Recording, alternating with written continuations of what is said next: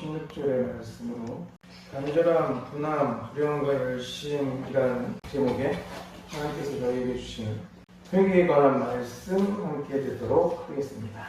바울사도의 전도여행에 관련된 기록의 내용입니다. 바울사도는요, 고린도 교회 위기 상황, 영적이든지 현실적이든지 처했던 그 위기를 타개해 보기 위해서 디도를 고린도 교회로 급히 보냈습니다. 특사로 보냈다 뭐 이런 말도 있는데 당시 상황이 그런 상황은 아니고 어쨌든 급히 보냈죠. 그러나 이후에 디도를 이제 다시 만나기로 했어요. 근데 드로아에서 디도를 만나기로 했는데 못 본 거예요. 타이밍이 안 맞았어. 다시 보지 못하니까 이제 바울사도가 불안한 거죠. 그래서 심적 고난이 왔어요. 불안함으로 인해서 내가 왜 보냈지 막 이런 생각도 하시면서 여러 가지 그런 마음을 가진 것 같아요. 거기에 이제 초조함까지 더해져서 불안한 거죠. 바울사도는 이제 디도를 서신을 또 보내든지 무슨 방법을 취했겠죠. 그러고서 빨리 만날 요량으로 마케도니아로 건넌 거죠. 근데 이 상황이라는 게 참 웃겨요. 마케도니아로 건너가면서 잘 해보려고 하던 요량이었는데 상황이 더 안 좋아졌어요. 바울사도 자체로 막 박해를 받기 시작해요. 힘들어져요. 디도를 못 만났던 초조함이 있죠. 이번에도 만날 수 있을까 못 만날까 하는 그런 불안감이 커진 거예요. 어르신이잖아. 노예 되셨잖아. 그러니까 걱정이 많으셔. 그런 게 많아지니까 어떻게 돼요? 초조해하고 보면 불안해하는 사람들 보이잖아. 그 모습들. 그것처럼 내적인 불안함은 더 컸겠죠. 겉으로 그냥 봤을 때 불안해 보이는데 하는데 그 사람의 심적인 불안함은 얼마나 더 크겠어요. 그래서 그 불안감에 시달려야 했는데 그러던 중에 디도가 온 거야. 고린도 교회로부터 디도가 오니까 이제 이 양반이 안심이 된 거죠. 마음이 좀 안심이 됐는데 기뻤어. 제자가 왔잖아요. 제자면서 아들 같은 애를 보냈다가 거기서 또 무슨 큰일을 당할까봐 또 걱정을 하고 그냥 걱정을 한 게 아니라 그런 것 때문에 걱정한 거예요. 자기가 경험해 봤잖아요. 그쪽 사람들이 막 힘들게 만드는 그 박해하고 막 이런 거를 디도도 당했을까봐 불안했던 거야. 근데 기쁨이죠. 무사히 왔어. 그리고 또 뭐예요? 주님께 감사하죠. 디도가 무사히 왔잖아요. 그걸로 안심하게 되어서 심리 상태가 편안하게 바뀌게 되는데 그 기쁨 중에 정말 기쁜 게 하나는 뭐였냐면 고린도후서 7장 7절로 10절 오늘 말씀이죠. 7장 1절부터 8절까지 안 읽어보시면 안 돼. 꼭 읽어보시는 게 좋아. 읽어보시기를 권면합니다. 7절로 10절에 기록되어 있는 고린도 교인들이 주님 앞에서 회개하게 되었다는 소식이 들린 거예요. 그렇게 속썩이고 그렇게 힘들게 만들던 그런 사람이 회개했대. 변화가 되었다는 거죠. 회개를 뭐라고 하냐? 히브리어로 메타노이안이라고 합니다. 메타노이안이라는 것은 뭡니까? 소극적인 면에서 회개라는 것을 볼 때 자기 죄, 허물, 내가 망각하는 게 아니야. 내가 자각해. 알아. 내가 죄가 있고 허물이 있다는 걸 알고 깨달아요. 그래서 그것을 주님 앞에서 진심으로 뉘우치는 거. 이게 메타노이안이라는 거예요. 회개. 이게 어디 나온 거냐면 다윗 왕이 했던 모습이죠. 시편 51편의 모습인데 거기 이제 3절에 물은 나는 내 죄과를 아오니 내 죄가 항상 내 앞에 있나이다. 보인다는 거예요. 내 죄가. 인식했다는 거예요. 그 보이는 사물처럼 표현한 거예요. 다윗이 시편에서 51편에서. 그래서 뭐라고요? 내 죄과를 내가 알고 있어. 근데 내 죄가 항상 내 앞에 있어서 내가 보여서 부끄럽다는 거예요.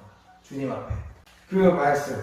그리고 요한일서 1장 9절. 만일 우리가 우리 죄를 자백하면 그는 미쁘시고 의로우사 우리 죄를 사하시며 우리를 모두 불의에서 깨끗하게 하실 것이요. 주님 앞에 회개하면 하나님이 나를 깨끗하게 해주신다 라는 말씀이에요.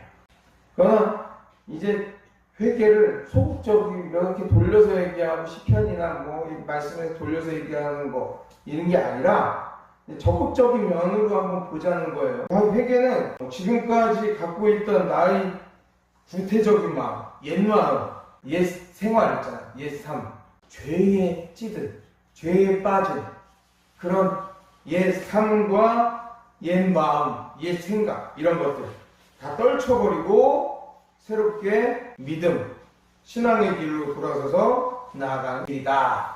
이렇게 얘기할 수 있다는 거죠. 결국 회개는 전인격적이고 모든 생활의 바뀜, 전환 이런 것을 촉구하는 적극적이면서 능동적인 것이라 할 수 있다는 거죠. 이를 위해서 누가복음 13장 1절로 5절의 말씀, 그리고 사도행전 2장 38절의 말씀 꼭 읽어보시기 바랍니다. 회개하지 않잖아요. 여기 있는 말대로, 말씀이 있는 말대로 누가복음 13장 1절로 5절, 그리고 사도행전 2장 38절의 말씀대로 회개하지 않으면 우리는 망해.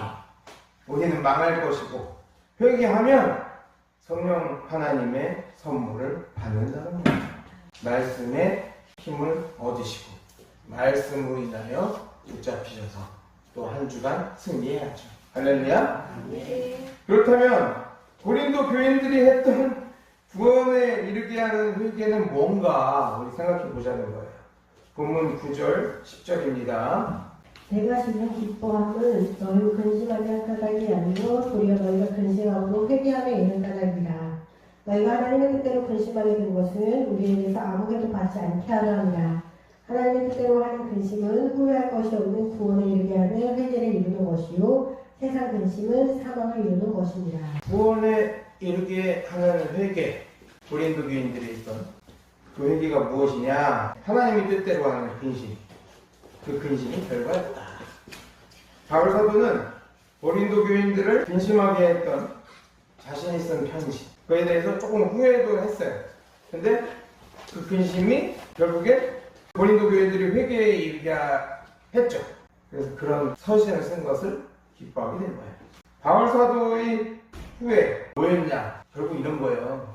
저도 종종 느끼는 건데, 우리 성도님들, 부모님들이시니까 거의 다 알잖아. 뭐냐면 부모가 자식들을 막 혼내고 난 뒤에, 혼내고 나면 기쁜가요? 즐거운가요? 내 스트레스 푸는가요? 아니죠. 그렇지 않잖아. 마음이 아프잖아. 애들이 성장하는 과정에 있어서 말 되게 안 듣고, 엄마 말 되게 안 듣고, 그럼 또 혼내죠. 또 울고 막 난리 나요. 마음이 제가 편하겠네요. 여러분들도 다 겪어보셨을 거 아니에요. 저보다 어르신들이고 하시니까. 자식을 나무라고 느끼는 그 자식에 대한 애틋한 심정, 그런 게 있는 거죠. 바울 사도가 느꼈던 후회. 왜 그러냐면은 고린도 교인들, 다른 교회들 다 따져봤을 때 교인들을 제자들이면서 자녀들처럼 생각을 했어요. 그에 대해서 마음이 애틋한 거예요. 부모로서 자식을 나무라고 느끼는 그런 심정을 바울이 가지고 있었던 거죠. 또 바울 사도의 그 심정은 다른 사람의 근심을 나의 근심으로 여기는 어떤 그런 사랑의 그런 모습이 아니었을까 싶다는 거죠. 여하튼 고린도 교인들을 회개시킨 그 근심, 하나님을 따르는 근심이고요, 경건한 근심이었다는 겁니다. 죄 가운데에 있는 우리 인간들은요, 죄 가운데 있기 때문에 죄에 속해 있잖아. 죄라는 말이에요. 죄 자체란 말이에요. 그러니까 하나님이 보여야 하는 거예요? 안 보여요. 예, 발견할 수 없어요. 하나님을. 한 번 죽는 거는요, 사람에게 정해진 것이요 그 후에는 심판이 있으리니 라고 한 히브리서 9장 27절의 말씀을 생각해 보자는 거예요. 그냥 사람에게 정해진 거예요. 그럼 뭐가 있어요? 그 뒤에? 심판이 당연히 있는 거죠. 이것을 앞두고 있는 죄인의 삶을 살 수밖에 없는 이들이었다는 거죠. 고린도 교회와 교인들도 죄 아래에서 하나님을 발견할 수 없었어요. 하나님 뜻을 발견할 수 없으니까 하나님 뜻을 따를 수 없는 거예요. 하나님을 발견할 수 없잖아. 하나님이 안 보여. 하나님을 볼 수 없고 하나님을 알 수도 없고, 이런 상황에서, 발견할 수 없는 상황에서 하나님의 뜻을 따를 수 있냐는 거예요. 자기들이 신앙이 있거나 믿음이 있다고 말을 할 수 있냐는 거예요. 없다는 거죠. 이제까지 고린도 교인들은 악함, 죄악, 이것을 제거함으로써가 아니라 죄, 이런 것으로 느껴지는 고통, 이것을 제거하려고 하는 노력으로서 만족하기만 했어요. 악을 없애지 않고, 악을 떨쳐버리지 않고요, 악을 있는 상태에서 고통만 없애려고 노력을 해봤자 그 고통은 끝나지 않아요. 제거하려고 하는 노력으로 만족을 하려고 했지만 죄악은 남아있잖아요. 끝이 없어요. 없앨 수가 없는 거예요. 끝날 수 없죠. 만족도 없어요. 그냥 이후에 고린도 교회 그리고 교인들 바울 사도가 보냈던 그 눈물의 편지, 근심하게 했던 그 편지, 바울 사도가 보낸 그 서신, 그걸 통해 가지고 하나님의 역사하심으로 말미암아서 성도들이 그 편지를 보고 회개하기 시작한 거죠. 성도가 회개에 이르렀을 때에 그들의 관심이 이제 드디어 우리가 고통, 악으로, 죄악으로 인한 고통에서 고통을 떨치는 거, 제거하려는 노력이 끝이 아니야. 우리는 결국 어떻게 해야 돼? 악에서 벗어나야 돼. 악을 제거해야 돼. 라는 것을 알게 된 거죠. 고린도 교인들의 관심은 이제 죄를 짓고도 살 수 있는 길이 무언가, 이게 아니었다는 거죠. 그들은 죄를 완전히 자기들의 삶에서, 자기들의 생활에서 제거하고요, 하나님께 돌아가는 것만이 영원한 생명을 지닐 수 있다는 것. 다시 말해서 뭐예요? 영원히 살 수 있는 길임을, 그래서 영원한 생명을 받을 수 있는 길임을 깨닫는 거예요. 이러한 고린도 교인들의 근본적인 죄에 대한 관심, 진실하고 적극적이면서 전인적인 전부, 진심, 회개, 그것을 할 수 있게 되었다는 겁니다. 본문 11절입니다. 그가 하나님의 뜻대로 하게 된 이 근심이 너희를 얼마나 간절하게 하며 얼마나 변증하게 하며 얼마나 분하게 하며 얼마나 두렵게 하며 얼마나 사모하게 하며 얼마나 열심히 있게 하며 얼마나 벌하게 하였는가. 너희가 그 일에 대하여 일체에 너희 자신의 깨끗함을 나타내었는가. 오늘 말씀의 제목이기도 한 게 여기 다 들어있는데요. 가장 중요한 거, 이제 고린도 교인들이 생각을 할 때 내가 왜 이랬지? 저도 가끔 그럴 때가 있어서 이불킥이라고 그러잖아요. 이불 덮어쓰고선 이불 안에서 발차기 하는 거. 그러고 혼자 이렇게 방에서 점프하고 내가 왜 이랬지? 창피하고 옛날 걸 생각을 하면 내가 왜 이랬을까? 그 후회를 이들이 하기 시작한 거예요. 고린도 교인들이. 과거에 했던 죄로 인해서 진정으로 회개를 하기 시작하니까 내가 했던 악한 것이란 그런 행동들, 만행들, 짓거리, 내가 안 해도 되는 일을 했던 거야. 과거에 했던 죄로 인해서 막 내가 화나기 시작한 거예요. 분노하기 시작한 거예요. 회개는요, 이전에 무관심한 태도에서 돌이키는 것을 다 포함하고 있어요. 즉 우리가 사람들이 자신에 대해서 무관심할 때는요, 내가 지은 죄에 대해서도 그로 인해서 영적으로 느끼던 미래나 뭐 이제 앞으로의 일들 같은 거에 대해서 아무 생각이 없어. 현재만 살아. 나중을 생각 안 해. 그러고 사는 거야. 아무 관심이 없어. 오직 현실에만 안주해. 그리고 세상적인 욕심에만 관심을 가져. 일반적인 사람들의 살아가는 삶의 형태라는 거예요. 고린도 교인들도 자신들의 죄를 대수롭지 않게 별거 아니라고 생각하고 살았어요. 헬라 사람들 특색, 그들이 믿는 게 있잖아요. 그리스 로마 신화의 그런 다신, 뭐 제우스니 뭐 아폴론이니 포세이돈이, 제우스가 신들의 신이고 무슨 아폴론이 태양의 신이고 포세이돈이 바다의 신이고, 그 당시에 헬라에 있던 사람들은요, 다신교의 영향을 많이 받고 바울 사도도 그거에 대해서 알고 있었어. 바울 사도가 얘기했잖아요. 평범한 사람이 아니라 랍비였고 헬라의 시민권을 갖고 있던 사람이야. 로마 시민권. 그래서 공부를 많이 이쪽도 했어. 그래서 알고 있던 사람이라 이 전도를 가면서, 그래서 고린도도 거기 상황을 알잖아. 돌아가는 상황도. 그래서 그들을 전도하고 할 때 말씀도 쭉 보면 사도행전에 이제 그런 것들이 다 많이 나와 있는데, 제가 좀 공부를 더 해서 다음 시간부터 재밌는 얘기를 또 해드릴 수 있었으면 합니다. 바람인데, 제 아는 평신도 작가분이 바울 사도에 관한 이렇게 책을 쓰셨어요. 물론 이제 소설이죠. 상상을 해서 쓰신 거예요. 재밌게. 그러면 성도들이 사도행전을 어려워하니까 사도행전에 대해서 좀 쉽게 다가갈 수 있고, 바울 사도가 왜 그런 노력을 했는지, 왜 그런 전도 여행을 하면서 핍박을 받고 그러면서도 복음을 전하려고 했는지, 그걸 좀 알려주고 싶어서 작가님이 쓰셨어. 그거로도 또 소설은 소설이잖아. 우리나라 사람들이 문제가 많은 게요, 영화를 보잖아요. 뻥튀기를 좀 해. 멋있게 나오고 그거는 그냥 영화야. 역사의 내용을 가지고 오지만 픽션이고요. 이 영화나 드라마 사실과 아무 관계가 없어. 픽션입니다라고. 그거 픽션이야. 뭐 드라마도 그렇고 거기에 원래 있던 역사 견주어가 이분이 바울사도 관련된 거 대사 같은 것도 막 있고 그러는데 픽션이잖아요. 소설이란 말이야. 근데 왜 사도행전하고 비교해서 틀렸냐고 얘기를 하면은 얼마나 답답하겠어요. 사실적이 아닌 거를 내가 썼음에 그거에 대해서 죄의식을 가지고 그러시더라고. 소설은 소설일 뿐 실제가 아니야. 그걸 우리가 알아야 돼요. 헬라의 다신교적인 영향이 있어. 별거 아니라고 생각했던 이유가 그거라니까요.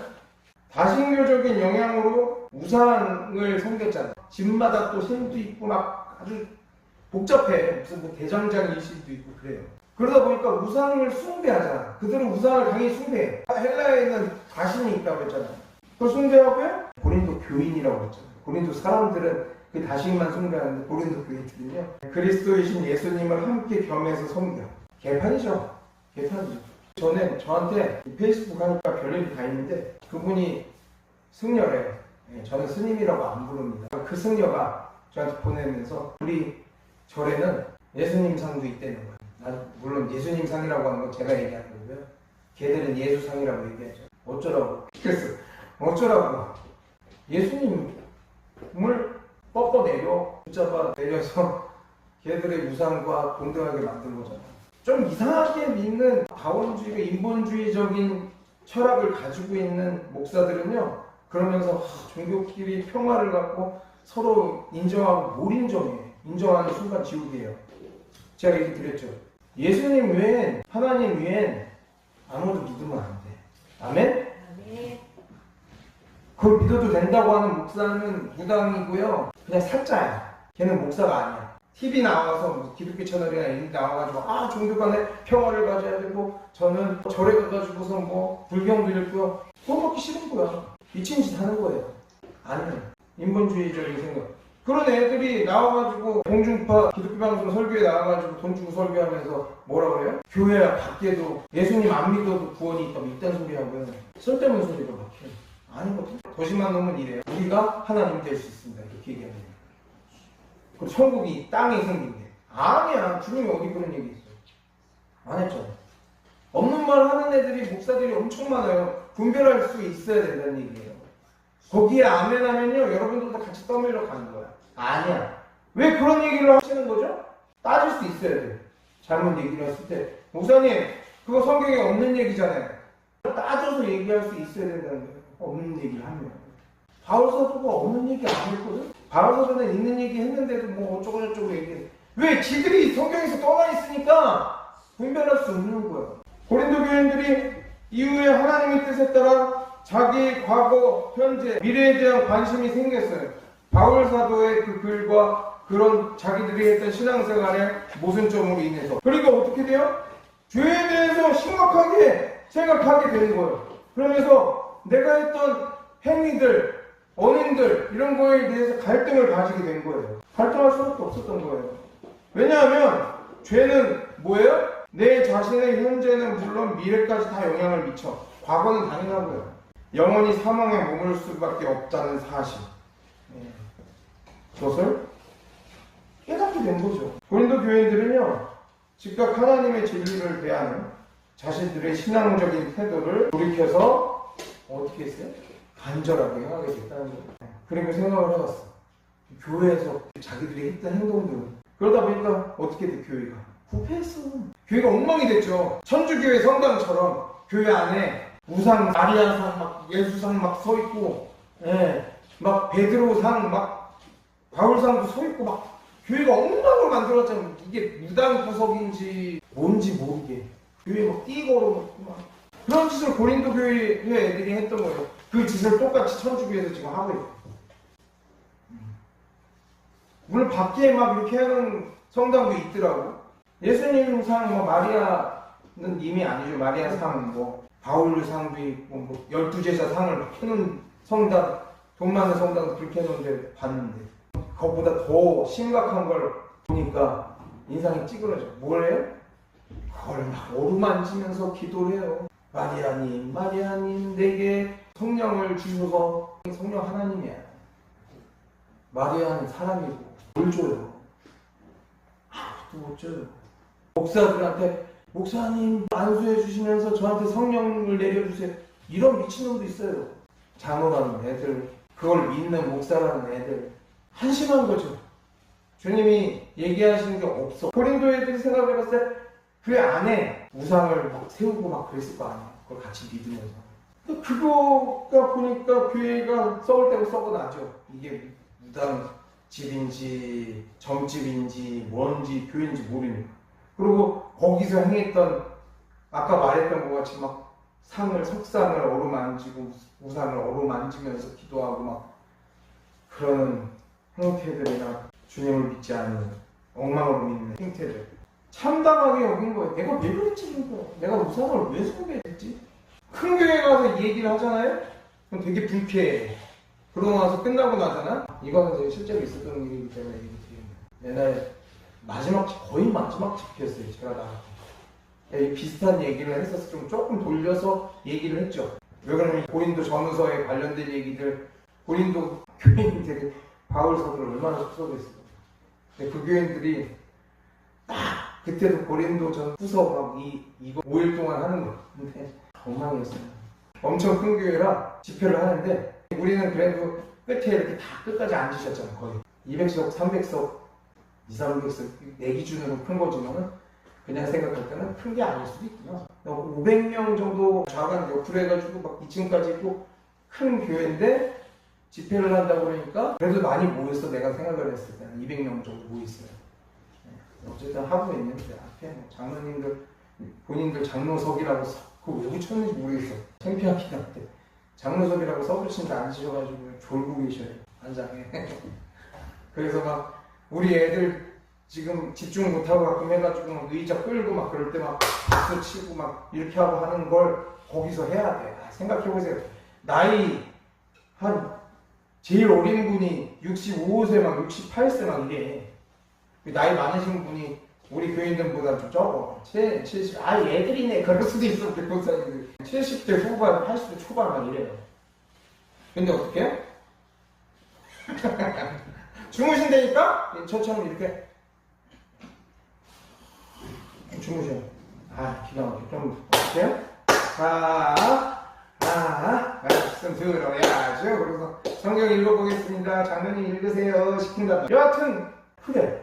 그러다 보니까 마지막 날 좀 세게 했어. 우리 교인들은 뭐 그런 교인들이 없으니까 다 이해를 하니까 교회 내에서 이 얘기를 했어요. 무슨 얘기를 교회 내에서 예배 드리면서 연초부터 오늘의 운세 아침에 나오실 때 성경책 넘기는 일. 그런데 이거는 신앙이 있으신 분들이 이런 일을 하실 거예요. 제가 막 이러면서 오늘의 운세 아침에 스포츠신문 지하철 타고 오거나 자기 차 타고 와서 운전사 두고서 뒤에서 신문 볼 때 오늘의 운세 읽어보시고 오시는 분들, 그리고 주일날은 예수님 믿고 그런다고 성경책 끼고 옆에 끼고 성경 보시죠? 그 얘기를 했다고. 무당집 가면은 무당이 던지는 쌀알 몇 개 떨어지나 어떻게 떨어지나 거기에 마음 졸이시고 말이죠. 그게 이단이에요. 제가 그랬다고.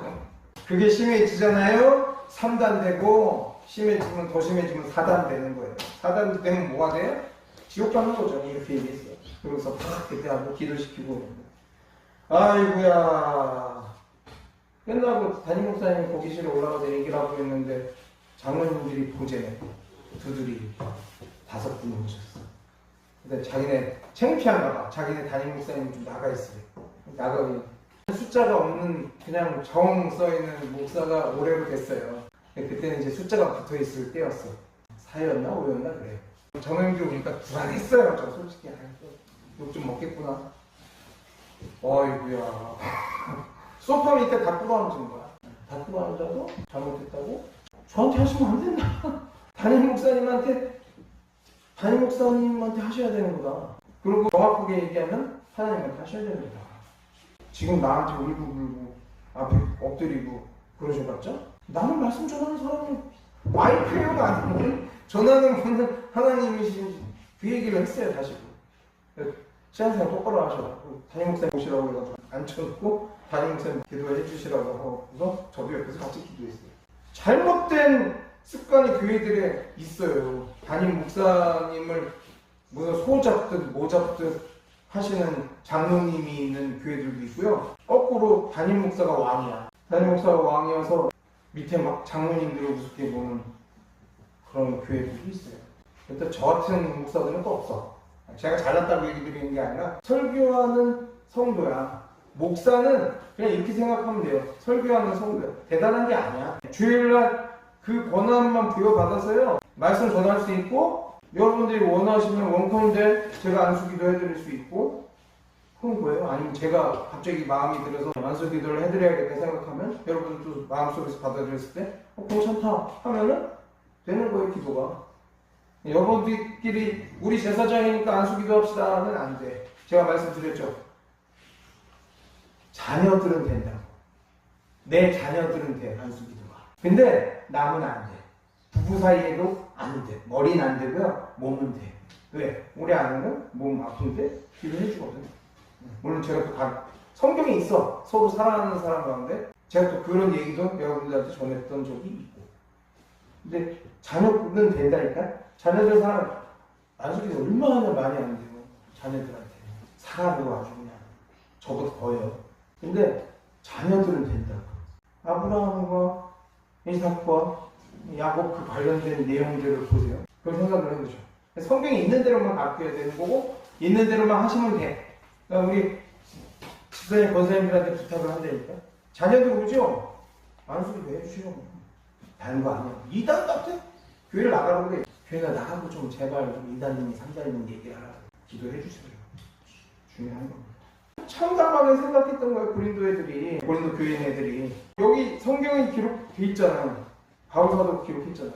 분해했어 결국에. 걔들이 분해, 억울해. 막 그런 거예요. 그런 막 감정이 든 거죠.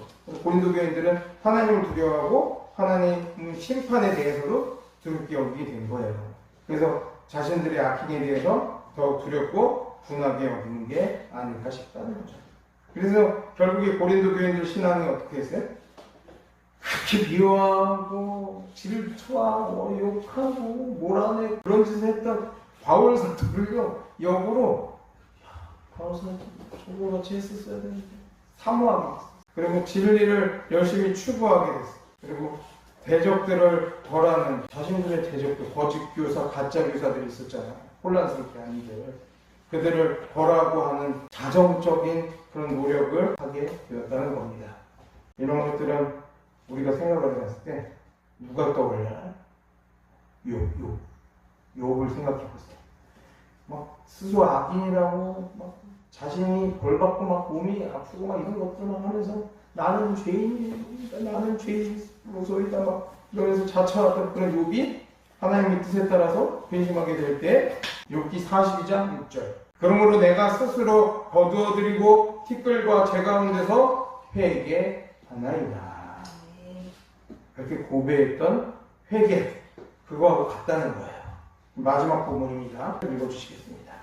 그가 너희 모든 사람들이 두려움과 떨므로 자기를 영접하여 순종한 것을 생각하고 너희를 향하여 그의 심정이 더욱 깊었으니 내가 범사에 너희를 신뢰하게 된 것을 기뻐하노라. 회개를 그냥 회개 말고 경건한 회개. 경건한 회개를 하잖아요. 그럼 어떻게 해? 내 안에 있던 자만심, 오만함, 교만함 이런 것들이 꺾여버려요.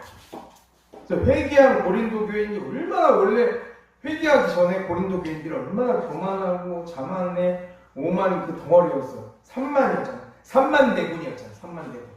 회개한 고린도 교인들. 바울 사도에 대한 감정이 변화된 거야. 제가 얘기했잖아요. 처음에 막 질투하고 교회에서 몰아내려고 하고 뭐 저런 게 있어. 진짜 잘나는 거 어쩌고 잘나지도 못한 게 막 하면서 뭐 그렇게 했던 감정이 변했다니까. 바울 사도를 사모하게 된 거예요. 그리고 그들에게 오게 된 기도를 영접하면서 목회자로서 순종하게 된 거죠. 바울이 오랫동안 고린도 교인들 염려하면서 갈등했던 그런 사정을 봤을 때, 사정을 생각해 봤을 때, 고린도 교인들은 어땠다고요? 바울 사도의 그냥 가슴앓이였어. 그 병 자체였어. 이 가슴에 갖고 있는 근심 걱정 그 자체였다니까 고린도 교인 애들이 바울 사도한테.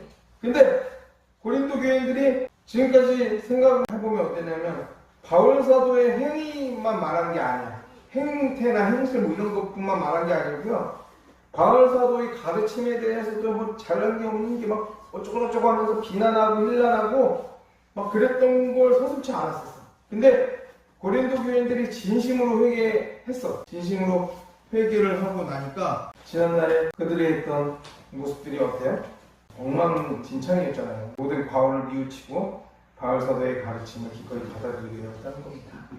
완전 변화됐죠. 고린도 교인들 두려움과 떨므로 이걸 헬라어로 뭐라고 하냐면 포부카이 트로모라고 합니다. 포부카이 트로모, 이게 그 마음가짐으로 뭐라고요? 두려움과 떨므로의 마음가짐으로 디도 목회자를 영접한 거죠. 두려워하고 떤다는 거예요. 이 말은 뭐냐? 진리에 대한 경외심에서 나온 겸손의 표현이다. 실로 바울 사도를 겨냥해서 악담과 힐난 비난을 퍼붓던 고린도 교인들 변화된 이 같은 태도, 경건한 회개의 결과가 얼마나 위대한가 보여준다는 거죠. 다윗 왕도 회개 중에 그 신앙 믿음이 성숙되어서 시편 51편 전체 거기 있는 거 꼭 읽어보시기 바랍니다. 꼭 읽어보셔요. 길지 않기 때문에 꼭 읽어보셔요. 뒷면, 주보 뒷면 여기 맨 아래쪽에 있어요. 자신의 저지른 범죄만 회개하는 게 아니고요, 언제까지도 시인하면서 회개하는 마음을 가지게 됩니다. 다윗이. 경건한 회개는 하나님의 뜻에 따라 과거의 모든 죄까지 다 돌이키게 하고 그만을 꺾어버리고 간절한 마음으로 도움을 영접하게 되는 겁니다. 여기서 15절에 어때요? 그의 심정이 더욱 깊었으니 라는 말. 디도를 향한, 디도가 그렇게 됐다는 거예요.